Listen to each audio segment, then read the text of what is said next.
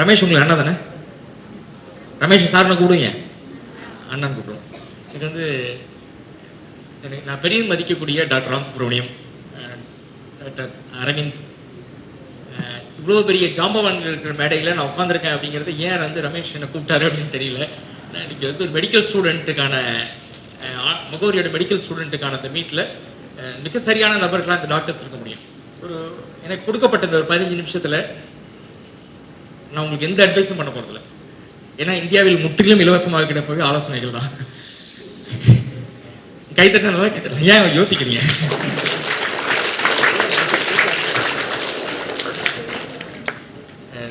அன்பு தம்பி Ramesh, முகவரியோட all trustees, சகோதரி நம்ம சுமதியிலேருந்து சரவணன்லேருந்து எல்லா ட்ரஸ்டீஸ், இதுக்கு முன்னாடி உங்கள்கிட்ட பேசிட்டு போயிருக்க very inspiring officer Nandakumar, doctor Ram Subramaniam, doctor Aravindan, எல்லாருக்கும் என்னுடைய வணக்கங்கள். எனக்கு ரமேஷ் எப்படி இதை சூஸ் பண்ணாருன்ற ஒரு பெரிய சந்தேகம் இருக்கு. பொதுவாகவே எனக்கு முகவரி ஃபவுண்டேஷனில் நானும் ரமேஷும் ரொம்ப நெருங்கி பழகிறோம். வாரத்துக்கு ஒரு 4 நாள் 5 நாள் பேசுகிறோம். பல்வேறு கருத்துக்களை பகிர்ந்துக்கிறோம். உங்களை பற்றி பகிர்ந்துக்கிறோம், ஆனந்தம் ஸ்டூடெண்ட்டை பற்றி நான் ஷேர் பண்ணுவேன். நிறைய விஷயங்களை கருத்துக்களை பகிர்ந்துருவோம். ரமேஷ் நிறைய விஷயங்களை கற்றுக்கிறேன். ஆனால் அவர் வேல்யூ சிஸ்டம் பற்றி தொடர்ந்து பேசிகிட்டே இருப்பார். ரமேஷ் உங்கள்கிட்ட பல நேரங்களில் பேசியிருப்பார் நினைக்கிறேன். ஒரு அறத்தோட வாழணுங்கிற வார்த்தை எல்லா இடங்கள்லையும் ரமேஷ் சொல்லியிருப்பார். எத்தனை பேர் கை தூக்குறீங்க சொல்லுங்க, அறத்தோட வாழணும் அப்படிங்கிறத? Thank you thank you thank you thank you. எங்கே போனாலும் ரமேஷ் இந்த வார்த்தையை பயன்படுத்துவார், அறத்தோட வாழணும் அப்படிங்கிறத பயன்படுத்துவார். தனக்கு இருக்கக்கூடிய ரமேஷ் எவ்வளோ சூஸியாக கெஸ்ட்டை சூஸ் பண்ணுறதுக்கான உதாரணம் இன்னைக்கு டாக்டர் அரவிந்தன் சொன்னாங்க. எங்களை பார்க்க வரணும் அப்படின்னா இப்போ ராம் சுப்ரமணியம் கேட்டாங்க, வேற ஒருத்தர் பேரை சொல்லி எப்படி அவர் முகவரிக்கு பழக்கம், அவங்க மூலியமா திரும்ப மெசேஜ் போட்டுருந்தாங்க. டாக்டர் அரவிந்தனை போய் ரீச் பண்ணுறதுக்கு முன்னாடி ஒரு 4 பேர் வழியா டாக்டர் அரவிந்தன் ரீச் பண்ணியிருப்பாங்க. அப்போ ஒரு கெஸ்ட்டை சூஸ் பண்ணும்போது எப்படி ஒரு வேல்யூ சிஸ்டம் முகவரி ஃபாலோ பண்ணுதோ, அப்போ வேல்யூ சிஸ்டமோடு ப்ராக்டிஸ் பண்ணக்கூடியவங்க தான் கெஸ்டா வரணுங்கிற அளவுக்கு ரமேஷ் யோசிக்கிறார். அப்படின்னா முகவரி நல்லாவே கேட்டுருங்க, ஏன் அப்படி யோசிக்க? இது வந்து முகவரியும் ரமேஷும் ட்ரஸ்டீஸும் எவ்வளவு ஆத்மார்த்தமா அதை செய்யறாங்க அப்படின்னு பார்க்க முடியும். எனக்கு 2 பேரை பத்தியும் நிறைய படிக்கிறேன், கேட்கிறேன். எஸ்பெஷலி டாக்டர் ராம் சுப்ரமணியம் கூட ரொம்ப நெருக்கமாக பழகக்கூடிய, அடிக்கடி சந்திக்கக்கூடிய ஒரு வாய்ப்பு எனக்கு இருக்கு.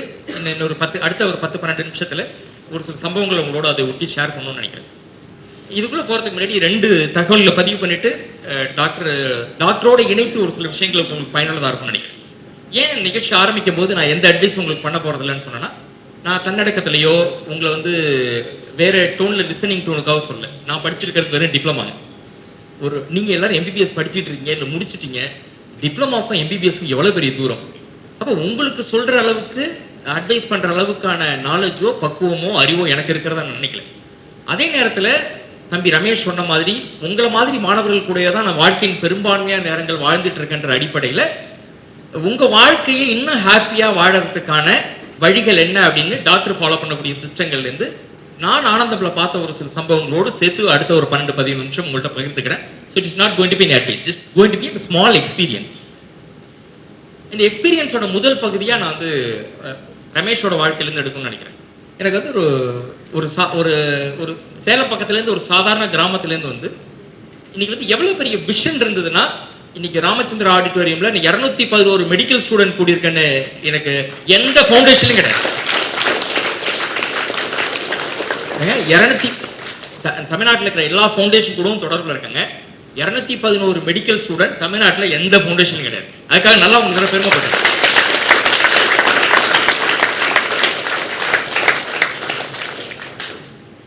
நீங்க எல்லாரும் ரமேஷ் உங்களை நோக்கி அடிக்கடி பேசுவாரு, இல்ல நீங்க ஆபீஸ்க்கு வருவீங்க, ரமேஷை பார்ப்பீங்க. இங்க வர கெஸ்ட் இன்னைக்கு வரவங்க, நாளைக்கு வர போறவங்க யாருகிட்ட இருந்து வேணாலும் எந்த வரிகள் வேணாலும் நீங்க எடுத்துக்கலாங்க. மேபி டாக்டர் அரவிந்தன் பேசினதோ, ராம் சுப்ரமணியம் சார் பேசினதுல இருந்தோ, நந்தகுமார் சார் பேசினதுல இருந்தோ ஏதோ ஒரு வரி இன்ஸ்பிரேஷனா இருக்கலாம். ஆனா 2 நாள்ல எதை எடுத்துக்கிட்டோமோ இல்லையோ, நீங்க எல்லாரும் இந்த நிகழ்ச்சிக்கு வந்தாலும் வரலனாலும் நன்றி உணர்வு அப்படிங்கிற மிகப்பெரிய குவாலிட்டியை நமக்கு முன்னாடி நிற்கிற ஒரு ஹீரோ ரமேஷ். அந்த மனுஷன் வரி எனக்கு கடவுள் வந்து எனக்கு ஒரு பெரிய கிஃப்ட்டை கொடுத்துருக்காருங்க. மிகப்பெரிய மனிதர்கள் கூட நெருங்கி பழகக்கூடிய வாய்ப்பை கொடுத்துருக்காரு. நான் சென்னை வந்து 29 வருஷம் ஆகுதுங்க. நிறைய நல்ல மனிதர்கள் கூட, நிறைய ஜாம்பவான் கூட, மிக சிறந்த மனிதர்கள் கூட பழகிற வாய்ப்பு. நான் வந்து பணக்காரவங்கன்னு சொல்ல, மிக சிறந்த மனிதர்கள் சொன்னேன். சிறந்த மனிதர்களோடு பழகிற வாய்ப்பு கொடுத்துருக்காரு. எல்லாருக்கும் ஒரு குவாலிட்டி இருக்கு. நான் நன்றி உணர்வுல நான் பார்த்து வியர்ந்த உச்சம் தம்பி ரமேஷ்னு சொல்லலாம். இப்போ அதுக்கான ஈஸியா கனெக்ட் ஆகிறதுக்காக சொல்றேன். எப்படி நீங்க நடந்துக்கணும். என்ன ரமேஷை புகழ்றது நோக்கம் இல்லை. ரமேஷை அவருக்கு நான் புகழ்றது அவருக்கும் பிடிக்காது, நோக்கம் அது கிடையாது. ரமேஷனுடைய தம்பி தங்கைகளா எனக்கு ரமேஷ் நான் பிடிக்கும், முகவரியை பிடிக்கும்ன்ற மாதிரி ரமேஷ் எப்படி வாழ்ந்திருக்காரோ அந்த மாதிரி வாழ்ந்து காமிக்கிறதோ இல்ல டாக்டர் சொன்னதுல இருந்து எடுத்துட்டு போய் அப்படி வாழ்ந்து காமிக்கிறதா தான் ரமேஷ்க்கு நீங்க சேர்க்கிற பெருமையா இருக்கும். அப்ப இந்த என்னுடைய நோக்கம் ரமேஷை புகழ்றது இல்ல. இந்த மேடையில் உதாரணம் சொல்லிக்கிறேன். நான் டாக்டர் ராமசுப்ரமணியம் சாரை என்னைக்கோ ஒரு நாளைக்கு நான் அறிமுகப்படுத்தினேன். நான் தான் ராமசுப்ரமணியம் சார் அறிமுகப்படுத்தினேன்னு எனக்கே ஞாபகம் கிடையாது. ஆனா ரமேஷுடைய நன்றி உணர்வுக்கான குவாலிட்டி சொல்றேன். நான் செல்வானா தான் ராமசுப்ரமணியம் அறிமுகப்படுத்துறாங்க. இதை நான் இருக்கேன்னு இல்லை, நான் இல்லாட்டியும் ரமேஷ் சொல்லுவார். That is Ramesh. இந்த மேடையில இல்லாட்டியும் யார் இதை செஞ்சாங்கன்னு சொல்ற குவாலிட்டி. இப்போ ஒரு மனுஷன் வாழ்க்கையில ரொம்ப ரொம்ப சந்தோஷமா வெற்றிகரமா வருவதற்கான நிறைய குணாதிசயங்கள்ல முதன்மையான குணாதிசயமா பாக்குற நன்றி உணர்வுங்கிற அந்த கிராட்டிடியூடுங்கிறத நம்ம ஃபேமிலியில நம்ம அண்ணாட்ட ஒருத்தர் இருக்குன்ற போது நம்ம எல்லாரும் அதை எடுத்துக்கணும்னு நினைக்கிறோம். அப்ப எங்க வாய்ப்பு கிடைக்குதோ வாய்ப்பு கிடைக்கிற எல்லா இடங்கள்லையும் சார் பேசும்போது சொன்னாங்கல்ல, வாய்ப்பு கிடைக்கிற எல்லா இடங்கள்லையும் எனக்கு ஒரு கிஃப்டர் லைஃப்ங்க.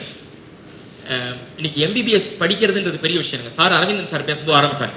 தமிழ்நாட்டில் போன வருஷம் ஒரு 1,13,000 பேர் 1,12,800 பேர் நீட் எழுதுறாங்க.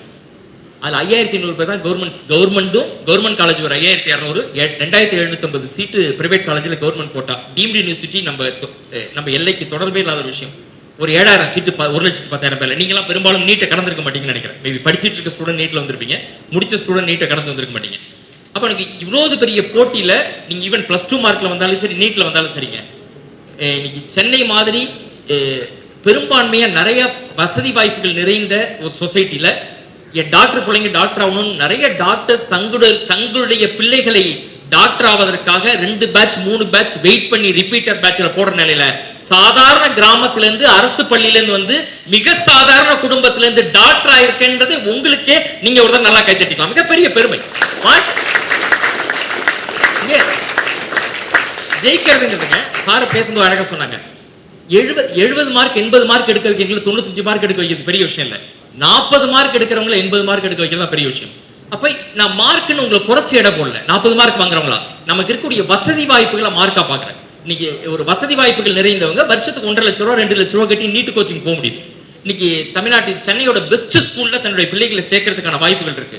அப்படி இல்லாம கிடைச்ச ஸ்கூல்ல கிடைச்ச வாய்ப்பை பயன்படுத்திட்டு ஒரு மிகப்பெரிய வெற்றி அடையிறதுன்றது எல்லாருக்கும் வராது. அப்படி ஒரு வெற்றியை நீ சாருக்கு அரவிந்தன் சார் பேசும்போது கேட்டாங்க, முகவரி நீங்க முகவரி தேடி வந்திருக்க மாட்டீங்க, யாரோ சொல்லியிருப்பாங்க முகவரிக்கு அப்ளிகேஷன் போட்டிருப்பீங்க. அப்ப இத்தனை லட்சம் பேர் படிக்கணும்ன்றவங்கள ரமேஷ்க்கு வர 100கணக்கான அப்ளிகேஷன்ல அதை ஃபில்டர் பண்ணி அதுல 60-70 பேரை வருஷம் எடுக்கிறாருன்னா அப்ப ஒவ்வொரு இடங்கள்லயும் நீ ஜெயிச்சுட்டே வந்திருக்கின்றதுக்கான உதாரணம். அப்ப முகவரி ஸ்டூடெண்ட் ஜெயிக்க பிறந்தவர்கள் என்பதற்கான 2வது எக்ஸாம்பிள்.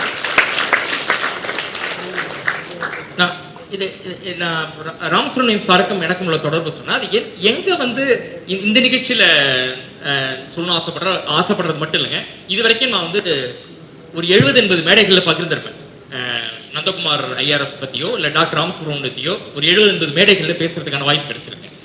இது வரைக்கும் ராமசுப்ரமணியம் சாருக்கும் தெரியாது நான் பேசுறேன் அப்படிங்கிற விஷயங்கள் கூட உங்களுக்கு கனெக்ட் ஆகுன்றதுனால அதை தொடங்கும். அதுக்கு முன்னாடி எனக்கு அந்த வேல்யூ சிஸ்டமோடு கூடியவங்களை இந்த மேடைக்கு கூப்பிட்டுருக்காரு ரமேஷ்னு சொன்னேன்.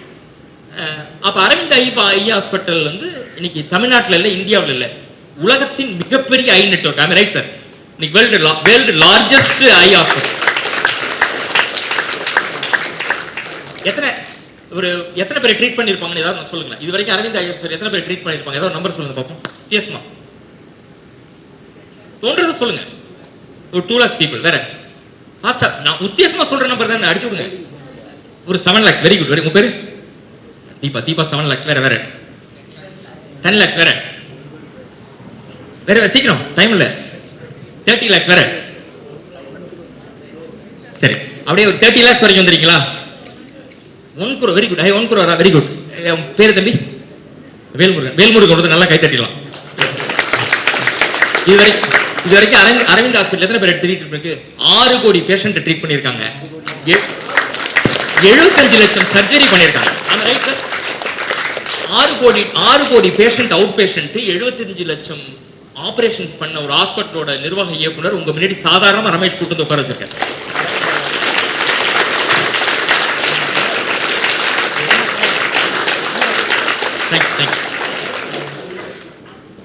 அவங்க ஹிஸ்டரி போய் படிக்கும்போது அரவிந்த் ஹாஸ்பிட்டலோட ஹிஸ்டரி படிக்கிற வாய்ப்பு கிடைச்சதுங்க. இந்த வேல்யூ சிஸ்டமோட அலைன் சொல்லிட்டு அடுத்த விஷயத்துக்கு வரணும்னு நினைக்கிறேன். நீங்க எல்லாரும் டாக்டர்ஸுங்கனால அவங்க அந்த ஃபவுண்டர் அரவிந்த் ஹாஸ்பிட்டலோட ஃபவுண்டர் ஆரம்பிக்கும் போது 1976 ஆரம்பிக்கிறாங்க. 11 பெட்டட் ஹாஸ்பிட்டலுங்க. 11 பெட் ஹாஸ்பிட்டல் ஆரம்பிச்சு what is value system Ramesh சொல்ற அறம்ங்கிறது என்னன்னு புரிஞ்சுக்கிறதுக்காக சொல்றேன். 11 பெட்டட் ஹாஸ்பிட்டல்ல 6 பெட் கண்டினியூஸா ஃப்ரீ ட்ரீட்மெண்ட், 5 பெட்டுக்கு மட்டும் தான் சார்ஜஸ் வாங்குறாங்க. பல கோடி இன்னைக்கு வந்து பெருசா வளர்ந்து இன்னைக்கு ஒரு 14 ஹாஸ்பிட்டல் நிறைய சென்டர்ஸ் இந்தியா ஃபுல்லா ஹாஸ்பிட்டல் இருக்குன்ற நிலைமையில பண்றது பெரிய விஷயம் இல்ல. ஹாஸ்பிட்டலோட வேல்யூ சிஸ்டம் தான் எல்லாம் வளர்ந்து செட்டில் ஆகி கோடிக்கணக்கில் பணம் இருக்கும்போது செய்யறது பெரிய விஷயம் இல்லை. நான் வளர்ந்துட்டு இருக்கும் போதே என்னால் என்ன செய்ய முடியும்? உதவுறதுக்கு பணம் ஒரு காலம் மேட்டர் இல்லை தெரியுங்களா? யாருக்காவது ஹெல்ப் பண்றதுக்கு பணம் மேட்டர். ரமேஷ் பெரிய கோடீஸ்வரனா? ரமேஷ் செய்யணும்னு மனசு இருந்தது, தேடி போறாரு, எல்லாரும் செய்யறாங்க. நீங்க படிக்கும் போது உங்க பக்கத்து சீட்ல இருக்கிற உங்க கோ ஸ்டூடெண்ட்டுக்கு, நீங்க தேர்ட் இயர் படிக்கணும் ஃபர்ஸ்ட் இயர் ஸ்டூடெண்ட்டுக்கு, ஃபோர்த் இயர் படிக்கணும் தேர்ட் இயர் ஸ்டூடெண்ட்டுக்கு உங்களால ஒரு நாளைக்கு 15 நிமிஷம் டைம் பண்ண முடிஞ்சுன்னா அதோட பெரிய ஹெல்ப் வேற எதுவுமே கிடையாது. நாளைக்கு நீங்க ஃபோர்த் இயர் படிக்கிறீங்க, தேர்ட் இயர் படிக்கிற ஒரு பையனுக்கு தினமும் ஒரு 15 நிமிஷம் ஸ்பெண்ட் பண்ண முடிஞ்சுனா நாளைக்கு இந்த மாதிரி ஒரு மேடையில் நின்று பேசும்போது என்னோட சீனியர் அக்கா தான் எனக்கு சொல்லி கொடுத்தாங்கன்னு காலப்புள்ள அந்த டாக்டர் நின்று பேசுவாங்க. நல்லா கைத்தன்மை ஏன் யோசிக்கிறேன்? கைத்தட்ட தட்டு. நம்பூர்ல அது வேற பெரிய பிரச்சனை. ஜனகணமனக்கு யாரு ஃபர்ஸ்ட் ஆரம்பிக்கிறாங்க அப்படின்னு நிக்கிற மாதிரி கை தட்டினா கட்டலாமா வேணாமா அப்படின்னு யோசிப்பாங்க. தட்டுனா முழுசா தட்டிடு, திட்டுறதுனா முழுசா திட்டிடுவீங்க. இல்ல நீங்க வேல்யூ சிஸ்டம். அப்ப நீங்க யோசிக்கணும், இன்னைக்கு அரவிந்த் ஹாஸ்பிட்டல் சர்வீஸ் பண்றது பெரிய விஷயம் இல்லைங்க. அரவிந்த் ஹாஸ்பிட்டல் 1976 11 பெட்டா இருக்கும். அப்ப சுவாமி விவேகானந்தர் சொல்லுவாரு, எது உண்மையான உதவி அப்படின்னு சுவாமி விவேகானந்தர் சொல்றாரு. யார் ஒருவரால் தனக்கு திருப்பி எதுவுமே செய்ய முடியாதுன்னு தெரிஞ்ச ஒருத்தருக்கு செய்யறோம்ல, அதுதான் உண்மையான உதவின்னு. அப்போ ஒரு 11 பெட்டட் ஹாஸ்பிட்டல்ல பாருங்க, 11 எண்ணத்தை பாருங்க. 11 பெட்டில் 6 பெட்டுக்கு சர்வீஸ் சார்ஜ் வாங்கிக்கிறேன், 5 பெட்டுக்கு ஃப்ரீன்னு கூட சொல்ல. 11 பெட்டில் 6 பெட்டை ஃப்ரீயா வச்சுக்கிறேன், 5 பெட்டுக்கு நான் சார்ஜஸ் வாங்குறேன்னா என்ன மனசு வேணும்? அந்த எண்ணம் தான் அரவிந்த் ஹாஸ்பிட்டல் என்ற சாம்ராஜ்யத்தை உருவாக்கி இருக்கிறது. அதோட ரெப்ரசன்டேட்டிவா தான் நீங்க பாருங்க. எனக்கு மெடிக்கல் சப்ஜெக்ட் தெரியாது, மெடிக்கலுக்கும் எனக்கு ரொம்ப தூரங்க. ஆனால் பை காட் கிரேஸ் எனக்கு டாக்டர் ராமசுப்ரமணியம் மாதிரி எனக்கு நிறைய டாக்டர்களோடு பழகக்கூடிய வாய்ப்பு இருந்ததுங்க. எப்படி அந்த வாய்ப்பு வந்ததுனாக்கா, இயல்பாகவே எனக்கு யாருக்காவது ஒரு பேஷண்ட்டுக்கு ஃப்ரெண்ட்ஸுக்கு யாருக்காவது ப்ராப்ளம்னா கூட நானே டாக்டர்கிட்ட போவேன், பேசுவேன், அது ரிலேட்டடாக தெரிஞ்சுக்க முயற்சி பண்ணுவேன். எனக்கு சப்ஜெக்ட் தெரியாது, ஆனால் டாக்டர் ராமசுப்ரமணியம் எப்படி அணுகுறாங்க, எது டாக்டர் ராமசுப்ரமணியத்தை வெற்றிங்கிறத புரிஞ்சுக்கிட்டீங்கன்னா உங்களுக்கு கனெக்ட் ஆகும்னு சொல்கிறேன். எனக்கு நீங்க எம்பிபிஎஸ் படிக்கிறீங்க, எம்டி படிக்கிறீங்க, நீங்க வந்து எம்எம்சியில் படிக்கலாம், தமிழ்நாட்டுடைய பெஸ்ட் காலேஜில் படிக்கலாம், எய்ம்ஸில் படிக்கலாம், எவ்வளவு படிச்சுட்டு வந்தாலும் சரிங்க, எவ்வளவு பெரிய சப்ஜெக்ட் மாஸ்டர் இருந்தாலும் சரி, ஒரு சப்ஜெக்ட் ஒரு ஸ்பெஷலிஸ்ட் 20 வருஷம் 30 வருஷம் ஒர்க் பண்ண ஒரு ஸ்பெஷலிஸ்ட் இருந்து எப்படி புது வியாதிகளை டயக்னைஸ் பண்றாங்கன்ற ஒரு விஷயத்தை கத்துக்கிறீங்கல்ல, எந்த சிஸ்டமும் சொல்லி கொடுக்கறதில்ல. நீங்க டாக்டர் ராமசுப்ரமணியம் இருக்கிற ஆயிரக்கணக்கான கேசஸோட ஹிஸ்டரி எந்த எம்பிபிஎஸ் சிலபஸ்லையும் கிடையாது, எந்த எம்டி சிலபஸ்லையும் கிடையாது. இன்னைக்கு டாக்டர் ராமசுப்ரமணியம் யாரும் தெரியுங்களா? தமிழ்நாட்டில் இல்ல, இந்தியாவில் இல்ல, உலகத்தின் முன்னணி வைராலஜிஸ்ட்ல ஒருத்தர். வேர்ல்ட்ல டாப் வைராலஜிஸ்ட் லிஸ்ட் போட்டீங்கன்னா,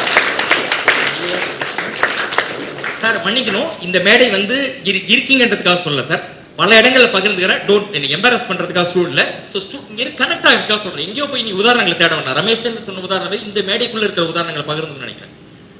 டாக்டர் ராமசுப்ரமணியம் கோவிட் வந்த போது தமிழக அரசாங்கத்தினுடைய மிக முக்கியமான அட்வைசரா இருந்தவர் டாக்டர் ராமசுப்ரமணியம். கோவிட் வந்தபோது தமிழக அரசாங்கம் மட்டும் இல்ல, இந்திய அரசாங்கம் தேடின முதல் நபர் டாக்டர் ராமசுப்ரமணியம். இன்னைக்கு கோவிடுக்கு அப்புறம் நம்ம வேக்சினேஷன் பத்தி பேசிட்டு இருக்கோம். 16-17 வருஷத்துக்கு முன்னாடியே பூஸ்டர்ஸ் ஒரு கிளினிக் ஆரம்பிச்சு உலகம் ஃபுல்லா ஒரு நாட்டுக்கு போனா, எந்த நாட்டுக்கு போனா என்ன வேக்சினேஷன் போடணும்னு சென்னையில் இருக்கிற ஒரே ஒரு clinic boosters clinic doctor Ramasubramaniam.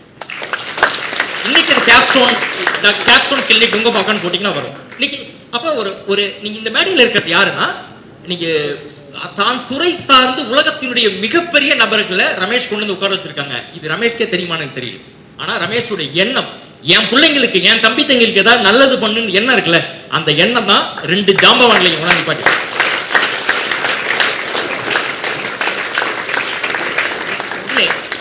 இப்போ நீங்க இந்த மாதிரி நபர்கள்ட்ட கத்துக்க வேண்டிய விஷயம் ஒன்று சொன்னோம், வேல்யூ சிஸ்டம் பத்தி பேசணும். அரவிந்த் ஹாஸ்பிட்டல் வந்து எப்படி வந்து பண்ணணும்னு நினைச்சாங்க வேல்யூ சிஸ்டம். 2வது, இன்னைக்கு படிப்பு முக்கியம் இல்லை, நீங்க புத்தகத்துல படிக்கிறது முக்கியம் இல்லை, நிறைய கேஸ் ஸ்டடிஸ். ஒரு அட்வொகேட் வந்து நான் இன்னைக்கு நேஷனல் லா யூனிவர்சிட்டி பெங்களூர்ல போய் படிக்கிறாங்க. இந்தியாவிலே இருக்கிற பெஸ்ட் யூனிவர்சிட்டின்னு வச்சுக்கேன். சென்னையில் இருக்கிற அம்பேத்கர் சட்ட பல்கலைக்கழகத்தில் நம்பர் 1 ரேங்க்ல போய் ஜாயின் பண்றாங்க. லா முடிச்சுட்டு வந்தாக்கா அவங்க கோர்ட்ல போய் பிராக்டிஸ் பண்ண முடியுமானா சத்தியமா முடியாது. ஏன்னா அவங்க வந்து சுப்ரீம் கோர்ட், ஹை கோர்ட்டோட கேசஸ் திரும்ப திரும்ப திரும்ப கேஸ் லாஸ் படிக்க படிக்க படிக்க படிக்க தான் அவங்க போய் கோர்ட்ல போய் ஆர்கியூ பண்ண முடியும். ஏன்னா இது எதுவுமே சிலபஸ்ல கிடையாது. அவங்க சுப்ரீம் கோர்ட் என்ன சொல்லியிருக்குன்னு சிலபஸ்ல சொல்லி கொடுக்கல, சட்டத்தை சொல்லி கொடுத்துருக்காங்க. எந்த கேஸ்ல என்ன நடந்திருக்குன்றது சிலபஸ்க்குள்ள இல்ல. அப்படி என்ன சூப்பரா மெடிக்கல்ல படிச்சிருந்தாலும், நீ என்ன ஃபர்ஸ்ட் கிளாஸ் மார்க் எடுத்திருந்தாலும், பிராக்டிகலா டாக்டர்ஸ் வந்து எப்படி டயக்னைஸ் பண்றாங்கன்றதுக்கான மிக சிறந்த உதாரணங்கள் இருக்கு. என்னுடைய ஃப்ரெண்டோட ஒய்ஃபுக்கு ஒரு ப்ராப்ளங்க. அவங்களுக்கு வந்து ஒரு ஃபீவர் இருக்கு, 5 நாளா தொடர்ந்து ஃபீவர் இருக்கு. அவங்க மேடவாக் சென்னையில இருக்காங்க. மேடவாக்கத்தில் ஒரு சின்ன கிளினிக்ல கொண்டு சேர்க்குறாங்க. ஒரு 4 நாளாவது 5 நாளாவது அவங்க டவுன் ஆகிட்டே இருக்காங்க. டைஃபாய்டு அப்படின்னு ட்ரீட் பண்ணாங்க, டவுன் ஆகிட்டே இருக்காங்க. டவுன் ஆகிட்டே இருக்கு. 5வது நாள் ஹாஸ்பிட்டல் கை விட்டாங்க. இவங்க எனக்கு பெரிய ஹாஸ்பிட்டல் கூட்டு போயிடுங்க, எனக்கு பயமா இருக்கு, எங்களால் முடியலன்னு கை விட்டாங்க. ஹாஸ்பிட்டல் வேளச்சேரியில் இருக்கக்கூடிய ஒரு தனியார் மருத்துவமனையில், ஹாஸ்பிட்டல் பேர் சொல்ல வரல, தனியார் மருத்துவமனை கொண்டு சேர்க்கிறோம். அங்கே போனோடனே எல்லாத்தையும் டெஸ்ட்லாம் எடுத்து பார்த்து டைஃபாய்டு இல்லைங்க, இது டெங்குங்கன்னு சொல்லி டெங்குக்கான ட்ரீட்மெண்ட் பண்ணுறாங்க. நாங்கள் பிளேட்லெட் ஓ நெகட்டிவ், உங்களுக்கு தெரியும் ஓ நெகட்டிவ் எவ்வளோ ரேரஸ்ட் குரூப்னு, நைட்டோட நைட்டாக ஒரு 8 பேரை மொபிலைஸ் பண்ணி கொண்டாந்து ஒரு மொபிலைஸ் பண்ணுறோம். 29,000 அந்த கவுண்ட்டு. பிளட் டிரான்ஸ்மிஷன் பண்ணதுக்கப்புறம் 19,000 மாறுது. எனக்கு வந்து திரும்ப வந்து பிபி வேரி ஆகுது, பல்ஸ் ஃப்ளக்சுவேட் ஆகுது, ரொம்ப சீரியஸாக இருக்காங்கன்னு சொல்லிட்டாங்க. ஃப்ரெண்டு ஃபோன் பண்ணி ரொம்ப வருத்தப்பட்டார். சார் ஃபோன் பண்ணேன், நான் சொன்னேன் சார் இந்த மாதிரி ஒரு இஷ்யூ சார் அப்படின்னா, சார் அப்போ லோக்கல் அவைலபிளாக இல்லை, இது மாதிரி சொல்றாங்க சார், ஷிஃப்ட் பண்ணப்பா நான் பாத்துக்கிறேன். ஹாஸ்பிட்டல் போய் சொன்னா, என்ன சார் உயிரோட விளையாடுறீங்க, எனக்கு வந்து பிபி ப்ளோ ஃப்ளக்சுவேட் ஆகுதுன்ற டிரான்சிட்லேயே ஏதாவது ஷிஃப்ட் பண்ணாதீங்க. திருப்பி டாக்டருக்கு ஃபோன் அடிச்சேன், இப்படி சொல்றாங்க, நீ உடுப்பா நான் ஒரு டாக்டர் அனுப்புறேன், ஆம்புலன்ஸ் ஷிஃப்ட் பண்ணப்பா அப்படின்னாங்க. ஆம்புலன்ஸ் ஷிஃப்ட் பண்ணோம், அப்போலோ ஹாஸ்பிட்டலுக்கு போனோம். இவங்க அசிஸ்டன்ஸ்லாம் வந்து பார்த்துட்டே இருந்தாங்க. டாக்டர் ராம்சுரன் சாரோட அசிஸ்டன்ஸ் வந்து பேஷண்ட் இன்ஸ்பெக்ட் பண்ணிட்டே இருந்தாங்க. ஒரு 20 மினிட்ஸ் கழிச்சு டாக்டர் உள்ள என்டர் ஆனாங்க. ஸ்க்ரீனை தள்ளி உள்ள வந்தாங்க. எல்லா ரிப்போர்ட்டிங் படிச்சாங்க, பேஷண்ட் கிட்ட கேள்வி எல்லாம் கேட்டாங்க, டயக்னைஸ் பண்ணாங்க.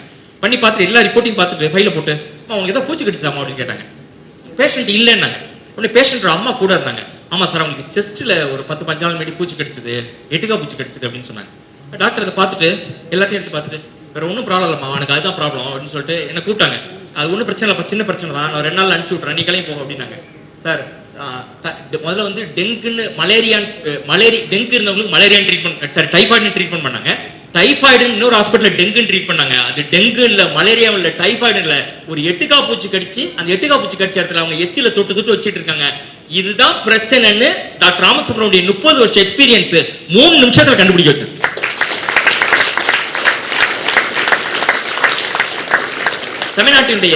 தமிழ்நாட்டுடைய ஆக சிறந்த ஆளுமை பேச்சாளர், தமிழ்நாட்டினுடைய மிக சிறந்த பேச்சாளர்னு சொல்லணும்னா இன்னைக்கு அவர் பேர் தான் ஞாபகம் வரும், ஐயாவோட பேர் தான் ஞாபகம் வரும். அவ்வளவு பெரிய பேச்சாளர். அவங்க ஓப்பன் ஹார்ட் பைபாஸ் பண்றாங்க. ஓப்பன் ஹார்ட் பைபாஸ் பண்ணதுக்கு அப்புறம் அவங்களுக்கு சில மாதங்களுக்கு அப்புறம் தொடர்ச்சியா ஃபீவர் வருது. அவங்களுக்கு ஒரு பயம் கிரியேட் ஆகுது, தொடர்ச்சியா ஃபீவர் வருது. அந்த ஃபீவர் வந்து 7-8 மாசமா தொடர்ந்து நீடிக்குது. ஒரு 13 டாக்டர் பார்த்துட்டாங்க. ஏன்னா இந்த பேச்சாளர்களுக்கு என்னென்ன எப்பவுமே எமினன்ட் பர்சனாலிட்டிக்கு நிறைய தொடர்பு இருக்கும். அந்த பேச்சாளருக்கு எல்லா ஊருக்கும் போறதுனால எல்லா டாக்டர்ஸ் தெரிஞ்சு வச்சிருப்பாங்க. ஒரு டாக்டர் அடுத்த டாக்டர் கேட்பாங்க, அடுத்த டாக்டர் எல்லா டாக்டரையும் சஜஷன் கேட்டோன்னே எல்லா டாக்டரும் ஆளுக்கு தெரிஞ்ச ஒரு வைத்தியத்தை சொல்றாங்க. 13 டாக்டர் பார்த்துட்டாங்க. இவங்க போய் பார்க்கறாங்க, வீட்டுக்கு வந்து பார்க்கறாங்க, 4 நாள் அட்மிட் பண்ணி பார்க்கறாங்க.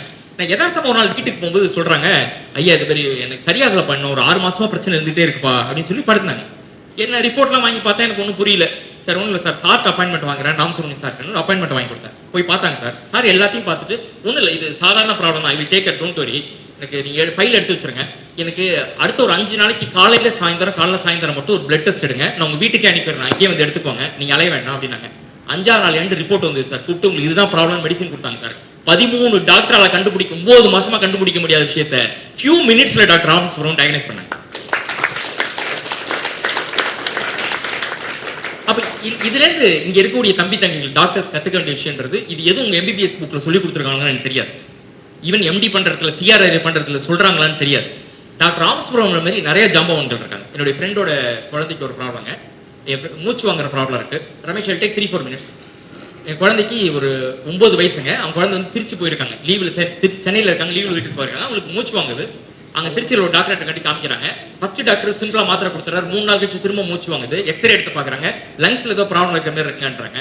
அவங்க பயந்துட்டு சென்னை வந்துடுறாங்க. சென்னையில் வந்து ஒரு ஹாஸ்பிட்டல் அட்மிட் பண்றோம். அந்த ஹாஸ்பிட்டல் அட்மிட் பண்ணி பார்த்தீங்கன்னா அந்த பெரிய ஹாஸ்பிட்டல் சென்னையில், அங்கே பீடியாட்ரிஷனும் ஒரு பல்மனாலஜிஸ்ட் லங்ஸ் டாக்டர் 2 பேரும் சேர்ந்து ட்ரீட் பண்றாங்க. 2 பேருக்கும் நிறைய கருத்து வேறுபாடு. பல்மனாலஜிஸ்ட் சொல்றாரு இது லங்ஸ் ப்ராப்ளமே இல்லை, லங்ஸ் ப்ராப்ளம்ன்றாரு. பீடியாட்ரிஷன் இது லங்ஸ் ப்ராப்ளமே கிடையாது, இது வந்து வேற ப்ராப்ளம், இன்ஃபெக்ஷன், அது ஹார்ட்டை மூவ் பண்ணிருக்கு லேசான்னு சொல்லி பயமுறுத்தி விட்டாங்க. நீங்க ஒரு 3 வாரம் ரெஸ்ட் எடுங்கன்னாங்க. வேற ஒரு பெரிய சர்ஜன், இன்னொரு லீடிங் ஹாஸ்பிட்டல்ல இன்னொரு பல்மனாலஜிஸ்ட் கொண்டு காமிச்சோம். அவர் எல்லாத்தையும் பார்த்துட்டு செட்டில் டவுன் ஆகட்டுங்க, இந்த ரிப்போர்ட் வச்சு எதுவுமே கண்டுபிடிக்க முடியல, உடனே ஆபத்து இல்லை, எனக்கு குழந்தைக்கு பிரச்சனை இருக்கு, 3 வாரம் கழிச்சு நான் சொல்ற ஸ்கேனை போய் எடுத்துருவாங்கன்னாங்க. 3 வாரம் கழிச்சு அந்த ஸ்கேன் எடுத்துட்டு போனா அவர் சம்திங் மேஜருங்க. லங்ஸ்ல 3 லேயர் இருக்கும். உங்களுக்கு புரியும், எனக்கு புரியாது, I am not medical guy. 3 layer இருக்கும். அதுல சென்டர் லேயர் ஃபுல்லாவே டேமேஜ் ஆயிடுச்சு. அதை கட் பண்ணி ரிமூவ் பண்ணி எடுக்கணும். 9 வயசு குழந்தை ரிமூவ் பண்ணி எடுக்கணும். மேஜர் ஆபரேஷனா, ரொம்ப கிரிட்டிக்கல் ஆபரேஷன். நான் ஒரு பெரிய சர்ஜனை சொல்றேன், அவரை போய் பாருங்க. நாங்க அந்த சர்ஜனை போய் பாக்குறோம். அவர் கன்சல்ட் பண்ணிட்டு ப்ராப்ளம், மேஜர் ப்ராப்ளம் தாங்க, உடனே நீங்க ட்ரீட் பண்ணிடுங்க, நாளைக்கு அட்மிட் பண்ணிடுங்க. குழந்தையோட அம்மா கேட்டாங்க, சார் நாங்கள் பார்த்தது அக்டோபர் மாதம், சார் இப்போ உடனே பண்ணுமா சார், மே மாதம் லீவில் பண்ணலாமா அப்படின்னு கேட்டாங்க. டாக்டர் ரொம்ப கடுமையாக சொன்னார், நான் குழந்தையோட உயிரை பற்றி பேசிட்டு இருக்கேன், நீ படிப்பை பற்றி பேசிட்டு இருக்க, குழந்தைக்கு உயிருக்கு ஆபத்துன்ற, நீ இவ்வளோ விளையாட்டுத்தனமாக எடுத்துக்கிற, மே மாதம் பண்ணலாமான்னு, நீ நாளைக்கு வந்து அட்மிட் ஆக மாட்டாரு. வெளியில் வந்தோடனே டாக்டர் தெரியும், எனக்கு டாக்டருக்கான காமன் ஃப்ரெண்ட் டாக்டர் ஹரிஹரன் டாக்டருக்கு நான் ஃபோன் அடிச்சேன், இந்த மாதிரி ப்ராப்ளம். நீ எஸ்பி சாரை பார்த்தீங்களான்னு கேட்டேன். எஸ் பாலசுப்ரமணியன் சார் தெரியும். S Balasubramanian leading paediatrician. SP sir எனக்கு நல்லா தெரியும், ஆனால் இது பார்க்கணும்னே தோணல எனக்கு. உடனே சாயந்தரம் எஸ்பி சாருக்கு ஃபோன் பண்ணிட்டு, இந்த மாதிரி அவசரம் சார்னா நீ வான்னு சொன்னாங்க. கிளினிக்ல போய் எல்லாத்தையும் பார்த்தோம். சார் ஒரு 1/2 hour எல்லா ஃபைலையும் பார்த்தாங்க. இது யார்கிட்டயுமே டிஸ்கஸ் பண்ணாதீங்க, எல்லா ஃபைலையும் என்கிட்ட கொடுங்கன்னு. ஒரு டாக்டர் எப்படி கேர் எடுக்கிறாங்கன்னு உதாரணம் சொல்றேன். எனக்கு ஃபைல் எல்லாத்தையும் வாங்கிட்டு நாளைக்கு காலையில் 9 மணிக்கு சைல்ட் ரெஸ்ட்டுக்கு வாங்கினாங்க. 9 மணிக்கு சைல்ட் ரெஸ்ட் போகும்போது நாங்கள் போகும்போது ஒரு எனக்குள்ளார கூப்பிட்டாங்க. 11 டாக்டர்ஸ் உட்காந்து இதை பத்தி ஒரு குழுவா டிஸ்கஸ் பண்ணிட்டு இருக்காங்க. நான் நைட் 8 மணிக்கு டாக்டர் பார்க்குறேன். அடுத்த நாள் காலையில் 11 மணிக்கு ஒரு குழுவை உட்காந்து டிஸ்கஸ் பண்ணிட்டு இருக்காங்க. எல்லாம் டிஸ்கஸ் பண்ணி முடிச்சுட்டு கூப்பிட்டு 2 டாக்டர் உட்காந்து பேசினாங்க.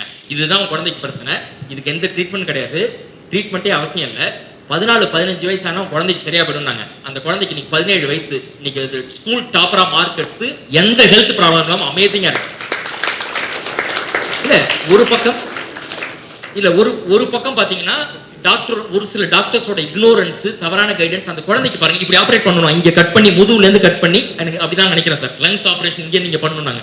ஆனா அதே குழந்தைக்கு எந்த ப்ராப்ளம் இல்லை, ஒரு மாத்திரை கூட தேவையில்லைன்னாங்க. அந்த டாக்டரோட diagnosis capacity, that is what doctor Ramasubramaniam. Doctor ராமசுப்ரமணியமோட டயக்னோசிஸ். நீங்க என்ன படிக்கிறீங்க எம்பிபிஎஸ்ல, எம்டிங்கெல்லாம் தாண்டி இங்க இருக்கிற தம்பி தங்க எல்லாருக்கும் எனக்கு 2 வேண்டுகோள். முதல் வேண்டுகோள், எம்பிபிஎஸ்ல படிக்கிற தாண்டி கேஸ் ஹிஸ்டரிஸ் இந்த மாதிரி நிறைய யூடியூப்ல புக்ல என்ன வியாதி எப்படி குணப்படுத்தினாங்கன்னு பொட்டி கிடக்கு. அதை போய் தேடி படிச்சீங்கன்னா உங்களுக்கு எம்டி படிக்கிறதோட பெட்டர் அனுபவத்தை கொடுக்க முடியும். இன்னைக்கு சார் மாதிரியான டாக்டர்ஸை ஃபாலோ பண்ணுங்க. நேரடியாக பேசுறதுக்கு வாய்ப்பு இருக்காது.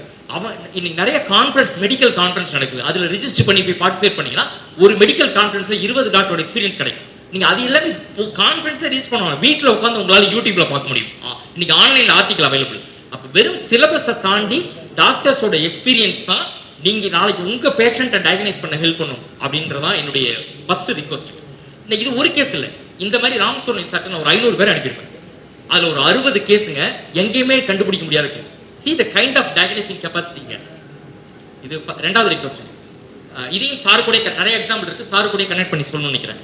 இப்போ ஒரு போலீஸ் ஸ்டேஷனுக்கு வராங்கன்னு வச்சுக்கோங்களேன். போலீஸ் ஸ்டேஷனுக்கு வராங்க, பெரும்பாலும் பிரச்சனையோட வருவாங்கன்னு சொல்லுவாங்க. ஆனா போலீஸ் ஸ்டேஷனுக்கு வரவங்க கூட ஒருத்தர் பாதிக்கப்பட்டிருப்பாங்க, ஒருத்தர் பாதிக்கப்படாதவங்க வருவாங்க.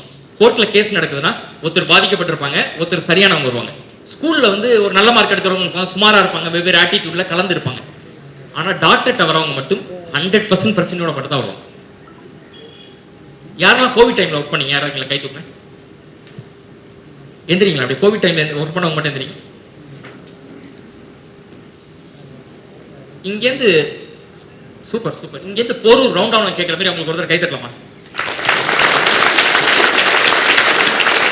உங்களுக்கு சேர்த்தாங்க. Thank you sir. நான் கிட்டக்க இருந்து பார்த்தேன் சார். கோவிட் டைம்ல நம்ம க்ளோஸா ஹாஸ்பிட்டல்ஸ்ல ஒர்க் பண்ண வேண்டிய ஒரு சூழ்நிலை எனக்கு கிடைச்சதுங்க. கிட்டக்க இருந்து பார்த்தேங்க. நம்ம போய் நம்முடைய பெத்த பிள்ளைங்களை பக்கத்துல உட்காந்து நம்மளால பார்க்க பயம், பெத்த அப்பாவை பக்கத்துல உட்காந்து நம்மளால பார்க்க முடியல.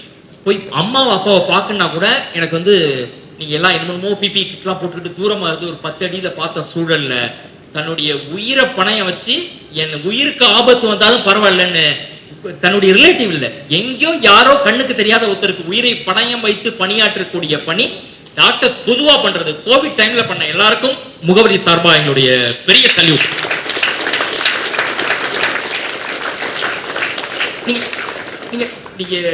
நீங்க டாக்டர்ஸ் கத்துக்க வேண்டிய இன்னொரு விஷயங்க, இந்த மாதிரி ஜாம்பவான்கள் எல்லாத்தையும் பாத்தீங்கன்னா தெரியும். இது மாதிரி டாக்டர் மாதிரி பெரிய ஆட்கள் எல்லாத்தையும் ஒரு பெரிய பணிவு இருக்கும், ஒரு அன்பு இருக்கும்.